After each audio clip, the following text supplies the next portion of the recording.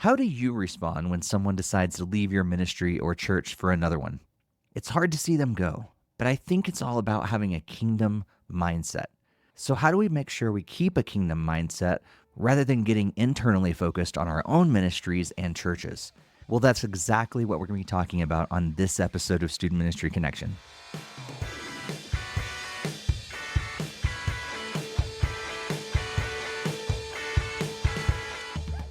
Welcome to Student Ministry Connection, a podcast for those who serve in student ministry, but also want to connect with others and grow as disciples and leaders. My name is Steve Cullum, and I've served in student ministry since 1999. And on top of serving as a youth pastor myself, I'm also a missionary with National Network of Youth Ministries, where I get to personally encourage, professionally equip, and spiritually strengthen youth leaders for faithful and effective ministry with the next generation. Throughout the New Testament, we see Jesus and others talking about the importance of being unified. And yet when we look at the Western church, we see a lot of evidence that we are not unified. In many ways, we're competing with each other. And one of the times we see this happen is when a student or family decides they don't want to be a part of our ministry anymore, and they leave our church for another one. How do you react in that moment? I know when I was younger in ministry, I'd be filled with jealousy and I'd be hurt. But over time, I've been challenged more and more to have a kingdom mindset. In order to dig into what that looks like, I brought on my friend Steve White, who's a veteran youth pastor and also the founder of Mission Next Gen. He'll explain what it means to have a kingdom mindset, and then we'll discuss some different ways to keep that kind of a mindset as we lead our ministries. But before we dive into that conversation, let's pause to thank the sponsor of this episode. Ministry can be complicated to navigate, especially when you're juggling multiple jobs, roles, or youth ministry gatherings. Student Ministry Connection believes that the best leaders are healthy leaders, leaders who are able to lead from a place of abundance rather than exhaustion. And that's why we believe in G-Shades Youth Ministry Curriculum.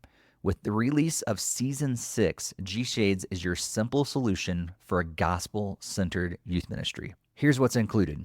You can simplify your ministry with a comprehensive annual teaching curriculum and ministry strategy. Season 6 includes a year's worth of volunteer training resources, parent training resources, outreach events, discipleship events, and even 2 camps. You can clarify your students' faith with G-Shade's gospel-centered teaching strategy. Their curriculum is laser-focused on helping students see themselves, God, and others through the lens of the gospel. And it shows up in every topic, series, and week. And you can amplify your reach with G-Shade's qualitative and engaging video messages, whether it's sharing the videos with your digital audience, giving parents a full preview of the content beforehand, or sending them out the next day to catch students up who missed out. G-Shades allows you to extend your ministry's reach, and that's not to mention the benefits of your students hearing the gospel preached from different voices and perspectives. There are lots of great youth ministry curriculums out there, but G-Shades sets itself apart because of a strong focus on the gospel. I've been so impressed with Mike and his team as they've created an amazing gospel-centered curriculum. So head over to gshades.org to catch your first glimpse of G-Shades Season 6 with a 4-week free trial. And when it's time to buy, you can use the offer code CONNECTION for 10% off their top-tier curriculum. G-Shades, seeing life through the lens of the gospel. You can find the link to G-Shades in our podcast show notes. Well, hey, Steve, thanks so much for being on the podcast. Man, it's a joy for me to be here. I was, we've hung out before, but to get this experience and opportunity, man, it's a real blessing. So thank you. Yeah. I got a question though, like just from one Steve to another, do you feel like you're talking to yourself when you talk to me? Oh, dude, you got so much better a voice than I do when it comes to podcasts. So I wish I had that voice so I could talk to myself all the time. But the problem is when I talk back to myself. No, it's always good to be on something with another Steve. Yeah, absolutely. So we've known each other for quite a few years now. I think probably our original connection was through Download Youth Ministry, is my guess. Yeah. It's where I met a lot of youth pastors around the country and just got to know you, different things. We've stayed, same place and traveled together for different DYM events and everything. So I've gotten to know you a little bit, but for my sake, but also the sake of our podcast audience, I'd love for you to dive into your story, your testimony. How'd you start your relationship with Jesus, but also how'd you get started in ministry? Yeah, so really, it was a blessing for me to grow up in a Christian home, a mom and a dad that loved Jesus. My mom was the church secretary, so I was around the church a lot. Any event that happened, we were there. But I enjoyed church. I really did. I grew up knowing and people, whether it be pastors or whatever, and it was just became a part of my life at an early age. And at an early age, I definitely felt the call of Jesus to save me. And I remember, I don't even remember exactly what it was. I just know one day after church, I was about 5 or 6 years old, and I came home and told my dad. I said, "Hey, you know." The pastor talked about hell, talked about all these different things. And I mean, of course, 5, 6 years old for me to say this, it's kind of perked up my dad's ears. And I said, Dad, I just want to ask Jesus to come into my heart.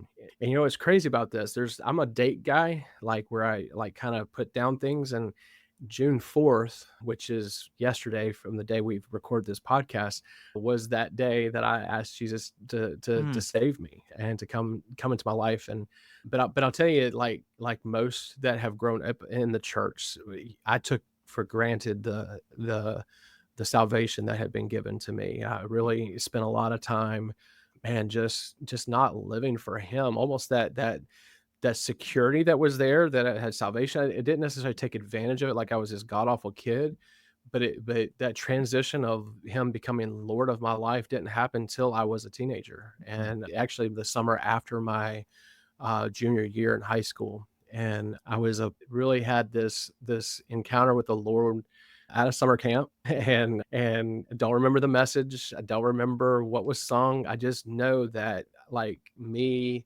and the Holy Spirit, whatever, had this conversation that was going on. He was tugging on my heart, and to really fully make him king of every part of my life. And part of that is when I felt that he was calling me to student ministry. And so really and truly, from that moment on, it really hit that calling of being called to be a pastor, or called to be a student pastor. I've always said I'm a student pastor and been called to be a student pastor, but really and truly, as a pastor, a shepherd of a certain flock, he's always entrusted me with the age of students and mm, middle school, high school. And so I started pursuing that, a lot of tug of wars back and forth, question my calls, you know how it goes, Steve. sure. I mean, Yep. we've all kind of been there. Had that calling. But it really hit home that this is what I was to do. And fast forward a few years from there down the road, I kind of connect with this. I was an intern at my home church, and through this internship and connection through some of these events is when I really kind of met who became my wife. We started doing ministry together. We did a VBS and a mission trip together. And it was like, we just kind of enjoyed doing life and ministry together. And it was just like, do you want to do this like forever? I'm like, Mhm. sure, let's do this. And we got married, and we're celebrating 26 years this month in Congratulations. ministry. Yeah, thank you. And man, God's got special rewards for her in heaven to put up with this guy for that long. But I'm telling you though, that calling was so special to me, not just for me specifically, but for our marriage. Mm, And that he was working on her heart and call to working with students in the same manner, somewhat, because she was going to be a teacher, a high school teacher. mm, And so the Lord partnered us together to be used by him to reach a lot of students in our area. I'm from Augusta, Georgia, and deep South, and a lot of students that go to church. And so my testimony of taking taking Jesus for granted and the salvation we have is really coming strong for me to be able to reach students and be a part of reaching students in our area. mm, And so for 25 plus years, I've been doing student ministry, and man, I don't regret a minute of it. mm. That's cool. That's cool. And for you I love how you acknowledge not only is your wife like she's volunteered within the ministry and stuff, but she's a youth leader being a Mhm. teacher as well. And that's Yeah. something that we talked about at the National Network staff retreat recently is Mhm. we're broadening our view of what a typical Mhm. youth leader is to not just the church youth pastor, but also Mhm. to take into account those Christian teachers that are on the front lines and honestly having more of an influence or a longer influence with these teenagers than we are as youth leaders, because they see them every day for hours on Mm. end, where we may only Yeah. see them a couple hours a week. And so, man, yeah, so Yeah. thankful Yeah. for No. good Christian teachers out there too. Yeah. I think you're hitting the nail on the head too, because that's one of the things with this, and I guess we'll talk about it a little bit later. But this new ministry that Lord has entrusted me with, and walking alongside of people that are working with students, teachers and coaches, Mm. mentors, guidance counselors, people that are with them a lot longer than parents or youth pastors are. I mean, they're on the front lines as much, if not more, than student pastors. And so these Christian ones that are going into the secular world, or even in the Christian industry, Christian schools, they need our support, they need our help in reaching this generation. So Absolutely. Yeah. So yeah, we'll get into that a little bit later. But first, I want to turn our attention to a post that you made the other day. In fact, you shared something online that immediately grabbed my attention. And I think it grabbed your attention too. There was some passion that I could read through your words that you attached to it. And it was all about how we should treat people who are leaving our church for another church, that we need to love them and champion them as they move on. And you said, I can't agree more. And then you even added your own thoughts about how the church is not ours. So what led you to be pretty passionate about this? Am I reading it correctly? That like, is that coming through the words on the screen? yeah.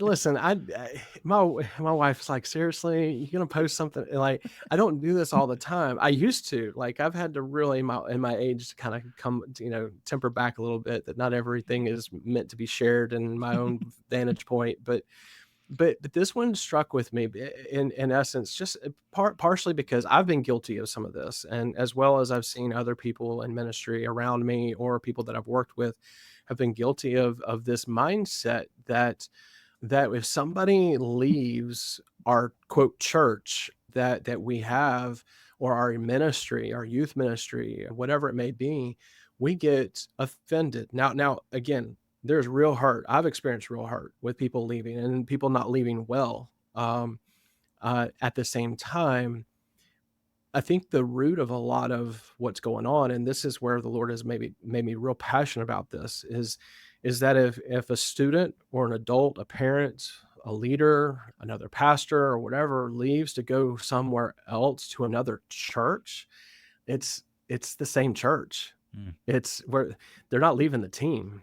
They're going from one place to another, and who am I to question they're leaving, or what they're leaving over, even if it's something that we disagree on. I mean, ultimately, especially me as a pastor, I have an opportunity to celebrate well, even if they don't leave well.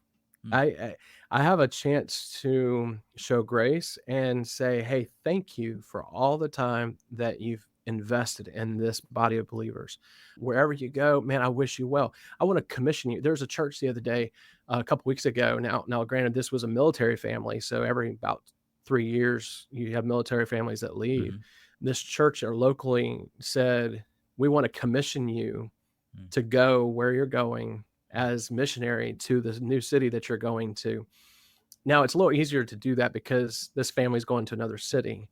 But what if we were to commission somebody to go to this other church that's maybe closer to home, or this youth ministry that fits their schedule a little bit better? I don't know, man. It's just it's kind of hit my heart strong, and I pray that nobody was offended by what I said, because I tried to be very, very kind in some of the things I said, but the church is not mine. The church is not yours. God has entrusted us as shepherds and to lead the flock, but not to be the head of the flock. I mean, we're still part of the body of Christ ourselves. Yeah. Yeah. Um, Yeah. I think early in my ministry, I think I'm saying this because I'm so perfect at it now. Not, but God's taught me a lot.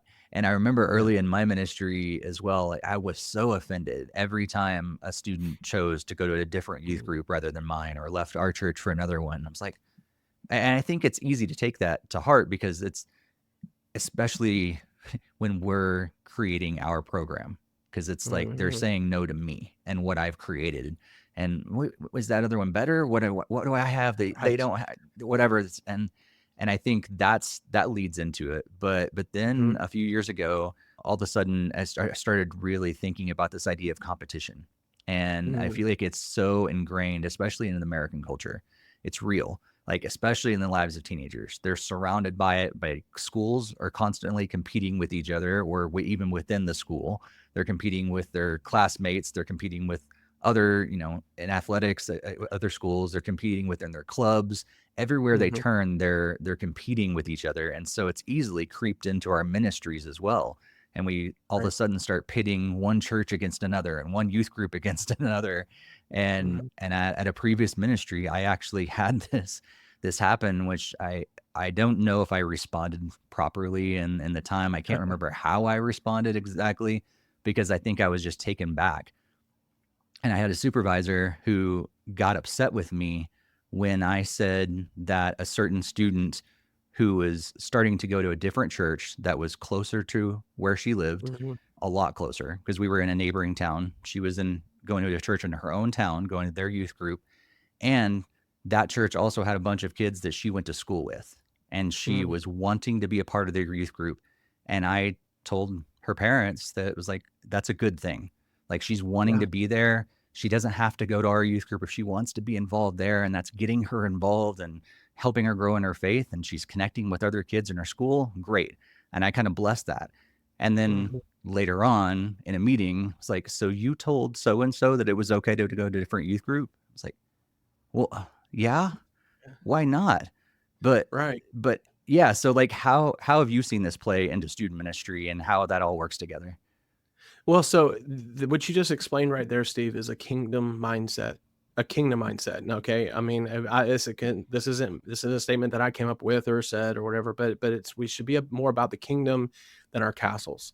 And we become very much about castle team mindedness or whatever. And funny thing is there's that kind of an unspoken rule that if you have a student that comes over and you know that they're from another youth group, that you kind of say, hey, you call your buddy and say, hey, just want to let you know that I had your student came, I didn't invite them, they just kind of came on their own. And did that a long time ago with a buddy of mine, and his name was Jeff. And I just said, hey, just want to let you know we have a couple of students that have come over. And just want to let you know we're not after, we're in fact I'm just urging them to make a true decision if they need to go back, whatever, blah, blah, blah. And he said, man, me and my wife are standing there, and he said, Steve, he said, if I pull out of my driveway and I have a tough time getting out in the street on a Wednesday night because there's so many teenagers that are going out to church and they're going different places, then I'll start worrying about this. But right now, there is a harvest out there. There is a harvest, and if they're going to your church, then by all means, Mm, let them show up, because we just want them to have Jesus. mm, And that right there is the kingdom mindset that I feel like we all need to start checking our own hearts to see if we mm, have. I mean, what if 10 of your students were to walk out? Maybe that's half your youth group. You know, and decide that they would rather go to another youth group that's a little closer or maybe fits their schedule better. What does that look like? Now, after we get past our feelings, because you start to think, did I do mhm, something wrong? Yeah, you start to worry, is the pastor going to say something that you've done something wrong? You're not doing your job effectively, which I think is what sometimes creates our response. I think once we get past that and realize, hey, you know what? We want this kid, the ultimate goal, the win here is that they know Jesus and they become a disciple. And if it's through Steve Cullum's church, man, go. If it's through Steve White's church, then go. If it's through whoever's church, like as long as they're a Bible believing, Jesus teaching, disciple making church, mm, celebrate it. yeah, Celebrate the mom and dad for being willing to allow them to go to that place to help them raise their kids in such a way that they become true devoted followers of Jesus. mm, Those are conversations that have to be had, and it honestly, it starts before it happens, when you start mm, to have conversations with other youth pastors in your area, and you start to create the kingdom mindset where you're working together yourself.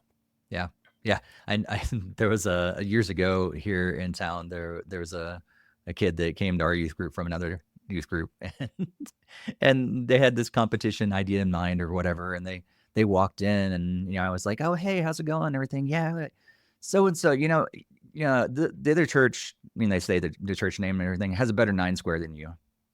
It's like, okay. In fact, oh, is that such and so and so's church? I know him. I went out to lunch with him the other day, and I'll tell him you said that. Yeah, that's right. And it was so great to go back to him and they're like, "Do you know what so and so said?" And they're like, "Oh man, I'm gonna smack that kid." Yeah, right. But to be able to have that, yeah, that kingdom mindset that say, Yeah. and in fact, like they had their ministry on a different night, and the kid wanted to go to 2 different youth groups. They wanted Mm. more Jesus, I guess. So, and Yeah, like right. that's okay. And so we share some kids, sometimes Yeah. with other ministries, and like you said, the most important thing is they're getting to know Jesus and they're growing in their relationship with them. And that So partnership between you and that other youth pastor is so big too, yeah. because if they are quote double dipping in Jesus time, whatever, like you can work together in reaching that Mhm. student. I mean, like Yeah. that happened early on in ministry for me. We had a student ministry that did Sunday nights, and there was another church that had, of course, Wednesday nights, and so this one student would come to us on Sunday nights and them on Wednesday nights, and they'd go to our camp and then they go to their Mm. camp. And this young man ended up being one of the greatest youth leaders that I invested in over time, that still to this day is doing student ministry. Mm. And so we could have gotten in our feels and been upset and said, no, choose you this day which youth ministry you will serve. And ultimately probably squash what his passion was with Yeah. following Jesus. Yeah. Yeah, absolutely. Well, and I've even had some times where I've been able to talk to another youth leader in town, and their kid is either bouncing back and forth, or maybe the family goes to that church, but they come to youth group of mine, or vice versa. And to be able to go to that other youth leader and say, "Hey, like, do you know that this family is going through some things? You need to know this because they're also Mm, a part yeah. of your family as well." And to be able to share that information and to pastor that family well together. No, I'm not claiming them as my own. I'm giving this information freely because I want to set them up for success as Yeah. well. Yeah, I think too on this, Steve, is I think youth pastors find a way to make this work, and we do work well together, Mm. and we don't see the competition as much because of I know this just because I know some guys that are youth pastors that have become pastors. They've gone to the dark side or whatever, Get demoted. and that's right. And they become lead pastors, and at that point, all of a sudden, there is a stressor that Mm. happens because if for us, if a student leaves, it doesn't really affect a lot of things when it comes to our numbers or budgets or whatever that may be, and ultimately somebody's position or job. They can. I mean, if enough people leave out of our ministry, but in essence, there's a lot of times I feel for lead pastors sometimes that you have to have that tug of war sometimes of allowing and letting go of people rather than trying to pull them back in and fight for them in such a way because they're concerned about losing the finances or losing the seat or whatever that may be that's filled. It's not a probably not a great place to be. I've never been a lead pastor, so I can't say I experienced what they experienced, but youth pastors typically don't mind working together, you Hmm. know, and I've Yeah. experienced that here in Augusta a lot. Mm. Yeah. Yeah, for sure. I think I've thought this for many years, and I think it's also true about teenagers. I think for a lot of times, I mean, they have that competitive nature within them, but I think they kind of see the church the way, hopefully, the way that Jesus saw it as well. He prayed for us to be Mhm. one, and I think Yeah, they right. kind of understand that as well. And people that lead teenagers, I think we get that a lot more. So my next question is like, for those that don't maybe don't get it, or if we're working with people who don't get it, maybe it's that lead Mhm. pastor or supervisor above us, or we're trying to lead our teams well to kind of have this kingdom mindset. Where's the place to start to kind of make sure that we're getting our mind focused on the right things? Well, I think sometimes just explain the why of our heart, of where we're at in these things, and just to, if a student was to leave, and let's say you have one of your leaders come up and say, "Man, are you not going to go after that or whatever?" Well, I've had you explain the why. Well, I had a conversation with him. I had a conversation with her parents or his parents or whatever. And man, I think what they're doing is spot on, and I don't want to become a hindrance. And again, you go through that whole thing, and then you explain the why and your heart, the kingdom mindset. And that's kind of even in that post. I was talking with a guy that's a pastor in there and just said, hey, listen, I mean, our response, regardless of if they leave well, leave right, or if they're leaving for the right reasons or whatever, is not dependent upon all that. Our response is still to be kind, to be loving, to celebrate. Again, not saying celebrate sin, but I'm saying just to celebrate what they have done there. And who knows, if you're that kind as they go out, when Mm, things maybe don't work out in the future, guess where they may show back up at, because of how you love them through the process. yeah.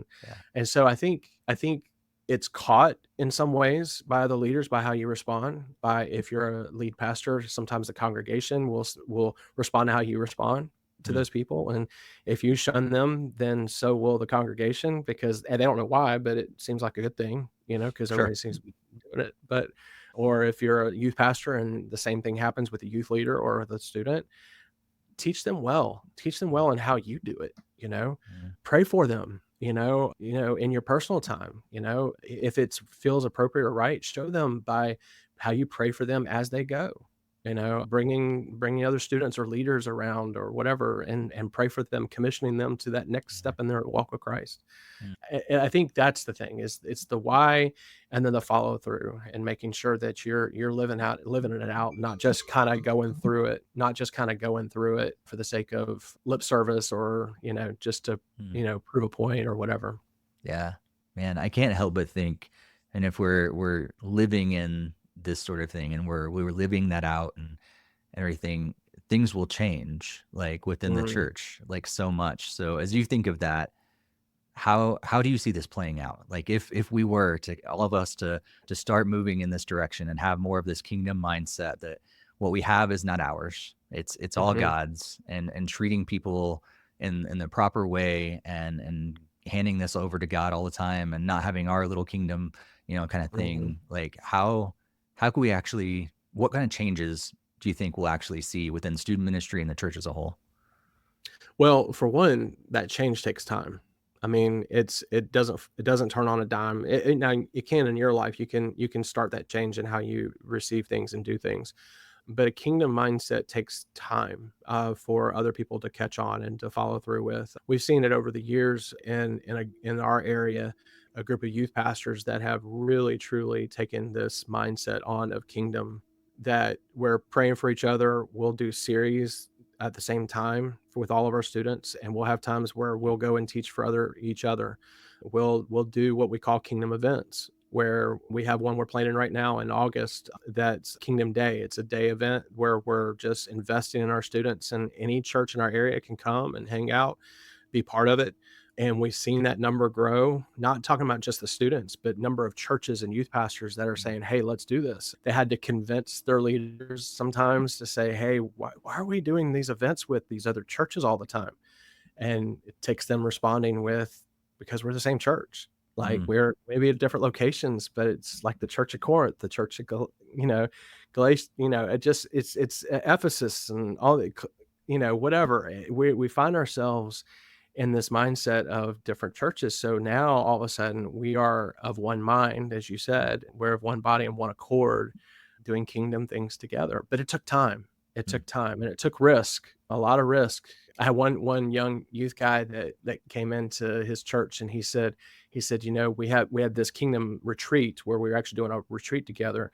And he said, it's the same weekend as a ski retreat that they've done for like decades. And he says, but I feel like we need to do this. I said, well, I said, just have your resume ready, because it may be the outcome. But if you really believe it, and then do it, but sell it well, mm, talk about it. Just say, hey, let's try it out this year. Let's give it a shot, and just allow people to kind of come into it. Because if that happens, we have a greater reach. mm, What was it Jesus said? He says, they will know you are my disciple by how you love one another. Not Mm. necessarily, we misquote that sometimes and say how we love the world or how we love the least of these. And yeah, that's different passages of scripture, but this specifically, he says, by how we love one another. If our churches or if our ministries, if our pastors or youth pastors, we could all start this kingdom mindset, then maybe we'd reach more people because we love each other more than we compete with each other. Right, right. And I'm pretty sure, Jesus actually prays for that at the end of his life on earth, that that they would come together, they'd be one, and then Yeah. the world will know that you sent me Right. if we're Yes. one. Hmm. Yes. But that's the prerequisite, right? Yep. Yeah. Yep. Interesting. Well, Steve, it's been great to have you on today. Before we go, I do want to give you an opportunity to talk more about this new ministry that God's placed on your heart and called you to. So what is Mission Next Gen, and how is God using it to help those of us that are leading ministries to the next generation? So 25 plus years of youth ministry, and the Lord kind of puts me in this calling of now leading leaders who are leading students. And Mission Next Gen is just that. It's a mission that we have, that we're on, to reach this next generation of students. But the best way to do that is to help train, equip, and encourage the leaders, the ones who are leading this generation or attempting to reach this generation. We still will do things that will involve reaching students directly, but my heart and my passion is to empower the full-time youth pastor, the part-time youth pastor, the bivocational, the volunteer one, but also, as I talked about earlier, expanding that reach to teachers, to coaches, to mentors, to counselors, anyone who has an influence opportunity to this generation. I want to be able to help them impact this generation. And so with this mission, which we're taking it on as a missionary mindset. So we're raising our own funds through individuals and through churches and through organizations. We're reaching out to people who, if I did it by pay, would probably couldn't afford it, what we're doing, if I had to make ends meet by doing this.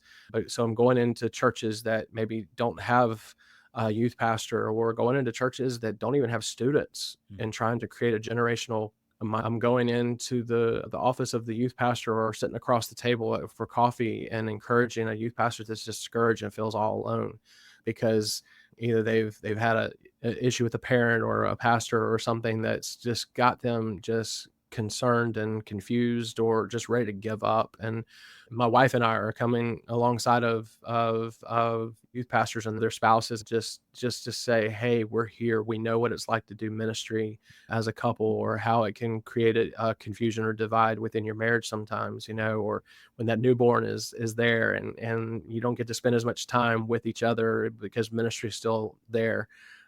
Those are the things that we're trying to minister to, and to see that the gospels continue to go forth to this generation, which is a very lost generation that needs Jesus more now than ever. And so that's what Mission Next Gen is, and kind of in a nutshell. Cool. Cool. Well, I'm praying that God continues to bless it. God keeps raising up different ministries like this, and partners within the whole youth ministry world, because we need each other as well. Like, Mhm. how can we kind of have that more of that kingdom mindset as well? So it's great Yeah. to kind of partner with you at a distance, but knowing that that you guys are out there as well. So I know people are listening and they're like, oh wow, maybe I could benefit from a ministry like Mm. that. Or I need to call Steve, and I need to follow up with him and ask him some more Mhm. questions. Or maybe some people listening would love to partner with your ministry, with Yeah. either financially or prayerfully. How can people follow up with you and connect with you and learn more about Mission Next Gen?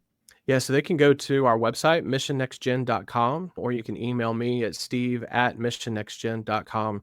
You can follow us on social media at missionnextgen on most of the things, or you can go to our website and it'll have all of our follows for each of the different areas of social media. But I'll tell you, one way or the other, prayer is the greatest foundation that we have when it comes to anything we do. It is our greatest weapon. It's the very thing that the Lord has called us to more than anything. And he said his house would be a house of prayer. And I feel like that's true of this ministry is we want to be prayer warriors in all things that we do. And we want to have as many people praying for not just Mission Next Gen, but for anyone who is working with this generation. but we would love to have those prayer partners and involved with Mission Next Gen, and where it has started as a ministry that has been in my hometown where I've lived my whole life, it is now expanded beyond our just city. So if you may be all across the other side of the United States, in Colorado, right there where Steve's at right now, or in California, or up in the Northeast, or wherever you may be, and you just need some encouragement. You need someone to walk alongside of you for a little bit. I'd be happy to do so, or I'd be happy to get you connected to somebody in that area that would be able to meet with you as needed. Like Steve said, we have like kind of ministry mindsets, and we have another friend named Todd and Derry and a few others that are doing these type of things. We talk about, we're stacking hands together, same call, same thing, maybe under a different name, but it's the same church. It's the same mindset that the Lord has called us to, and we get to do this together. And so, Absolutely. Steve, thank you for this opportunity to stack hands with you today. Yeah, thank you. Thank you for what you've done for teenagers for so long, but also now what you're doing for those of us that also lead those teenagers, and setting up the next generation of leaders, and making sure that they're cared for and equipped and everything. And also thanks for having a kingdom mindset. It's awesome to talk with another leader who deeply cares about Jesus, deeply cares about the next generation, but also deeply cares about the kingdom as a whole, and gets the idea that we're on the same page, we're on the same team, and God's the head. I feel like I've read that somewhere. Yeah, somewhere. Yeah, somewhere. But thank you for that mindset. Thank you for sharing with us today. Thanks for your ministry, and just pray that God continues to bless all of it. Yeah, man. Thanks again. Thank you so much for joining us on this episode. If you enjoyed what you heard, I want to encourage you to do a couple things. First, share this with someone else who you think would also benefit from hearing it. Maybe even plan to have a discussion after both of you listen to it. And second, if your podcast app allows for it, please leave a positive rating and review to let others know you enjoy this. Not only will it help others benefit from this content, but it also helps us to keep getting great guests on like Steve. And if you would like to support what I do with National Network of Youth Ministries, you can become a financial partner and a prayer partner with NNYM. Just head over to nnym.org/Steve Cullum, or follow the link in the podcast show notes. Thanks again to G Shades for sponsoring this episode. Head over to gshades.org to check out the latest season of their curriculum, and be sure to use the promo code CONNECTION for 10% off your order. Also, GLS Next Gen is coming up in August 2024, and we talked all about that on episode 134. And if you have not signed up yet, be sure to head over to nnym.org/GLS and use our partner code SMT24NXTGEN, and you can register for only $99. That's saving $80 off your registration. Well, I know I've said it before, but I will say it again. I'm so excited about the episodes that we have lined up for this year. So be sure to subscribe so you don't miss them. And until next time, be sure to stay connected, and may God bless your ministry.